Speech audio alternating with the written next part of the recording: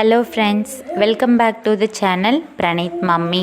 இன்றைக்கி இந்த வீடியோவில் நம்ம வீட்டுக்கு முன்னாடி இருக்கிற குட்டி வீட்டு தோட்டத்தில் மிளகாய் செடி இருக்குதுங்க. அந்த மிளகாயில் நிறைய பச்சை மிளகாயெல்லாம் பழுத்துருச்சு. ஸோ இதெல்லாம் பறித்து வரமிளகாய் காய போடுறது தான் இன்றைக்கி நம்ம இந்த வீடியோவில் பார்க்க போகிறோம். நம்ம வச்சுருந்த இந்த குட்டி தோட்டத்தில் நம்ம வச்சுருந்த எல்லா செடியுமே முடிஞ்சிருச்சுங்க. பாவக்காய் கம்ப்ளீட்டாக முடிஞ்சிருச்சு, பீக்கங்காய் சுத்தமாகவே முடிஞ்சிருச்சு, புடலங்காயும் இல்லை, எல்லா செடியே வறண்டு போச்சு. புடலங்காயும் முடிஞ்சிருச்சு, சொரக்காயும் கம்ப்ளீட்டாக முடிஞ்சிருச்சு. கத்திரிக்காய் மட்டும்தான் இன்னும் காய்க்குது. கத்திரிக்காய் செடி ஃபுல்லாக நோய் விழுந்துருச்சு. ஏதோ 1-2 செடி நோயிலேருந்து தப்பிச்சு காய்ச்சிட்ருக்குது. அது மட்டும் வீட்டுக்கு அப்பப்போ ஒரு பொரியல் செய்கிறதுக்கு தாட்டுதுங்க. அதுக்கப்புறம் அவரைக்காயும் முடிஞ்சிருச்சு. ஃபைனலாக அவரைக்காயில் கொஞ்சோண்டு காய் இருக்குது. அது பொரிச்சா ஒரு 2-3 நம்ம பருப்பு சாம்பாருக்குள்ளே போட்டுக்கிற அளவுக்கு தான் அவரைக்காய் காய்க்குது. அவரைக்காயும் முடிஞ்சிருச்சு. அதுக்கப்புறம் தக்காளியும் முடிஞ்சிருச்சுங்க. நம்ம குட்டி தோட்டத்தில் மொத்தமாகவே நம்ம இவ்வளோ தான் வச்சுருந்தோம். பீக்கங்காய், பாவக்காய், சொரக்காய், புடலங்காய், கத்திரிக்காய், அவரைக்காய், தக்காளி, வரமிளகாய், பச்சை மிளகாய், இதுதான் நம்ம மொத்தமாகவே வச்சுருந்தோம். நம்ம வச்சுருந்தது ஃபுல்லாகவே கம்ப்ளீட்டாக முடிஞ்சிருச்சு. மிளகாய் மட்டும் இன்னும் காய்க்குதுங்க. மிளகாய் செடி ஒரு 6-7 செடி ஊனி வச்சுருந்தேன். அந்த 6-7 செடியுமே நல்லா இன்னும் நிறையா பிஞ்சு வச்சு நிறைய காய் காய்ச்சி எல்லாம் பழுத்து பழுத்து தொங்குது. அதான் இப்போ நீங்கள் பார்த்துட்ருக்கீங்க. ஸோ இவ்வளோ பச்சை மிளகாய் நம்ம என்ன பண்ண போகிறோம்? நம்ம ஒரு நாளைக்கு ஒரு 4 பச்சை மிளகாய் கூட யூஸ் பண்ண மாட்டோம். சரி, அதனால் என்ன பண்ணலான்னா, இந்த பழுக்க விட்டுட்டேன். அப்படியே செடியிலே பழுக்க விட்டு அதை ஃபுல்லாக பொறிச்சு கொண்டுட்டு போய் மொட்டை மாடியில் கொட்டிடுறது. ஒரு 20 நாள் 25 நாள் அப்படியே மொட்டை மாடியிலே விட்டுறது.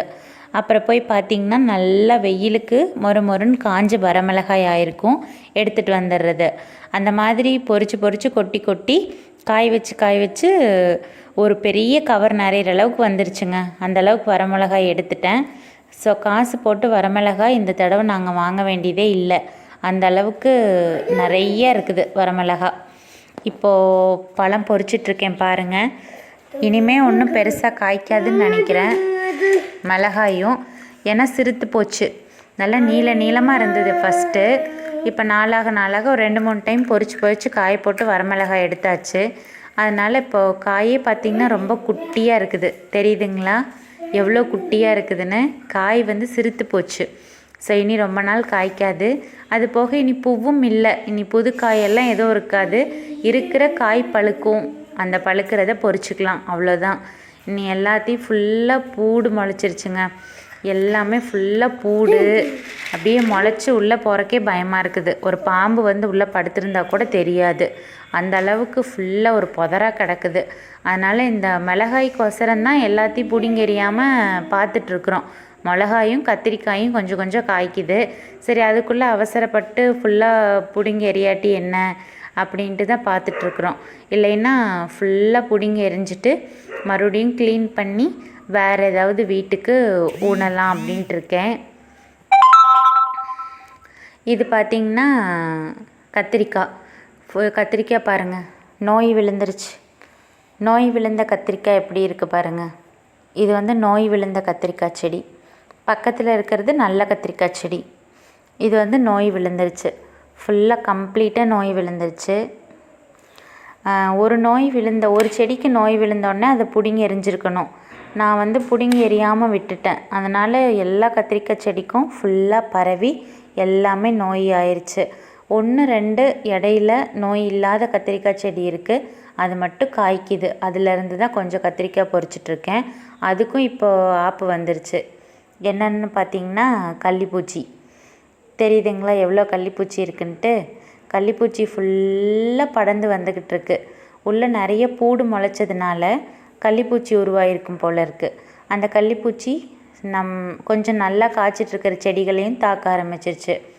எவ்வளோ கள்ளிப்பூச்சி பாருங்கள். இது அப்படியே ஃபுல்லாக பரவி செடியையும் முடிச்சு தள்ளிடும். அதனால் கத்திரிக்காயும் இனி காய்க்குமாங்கிறது தெரியல. இப்போ நம்ம மொட்டை மாடிக்கு வந்துட்டேன். ஸோ மொட்டை மாடியில் காய போட்டிருந்த மிளகாயெல்லாம் எடுத்துகிட்டு இப்போ கொண்டு போன மிளகாயை காய போட்டுட்டேங்க.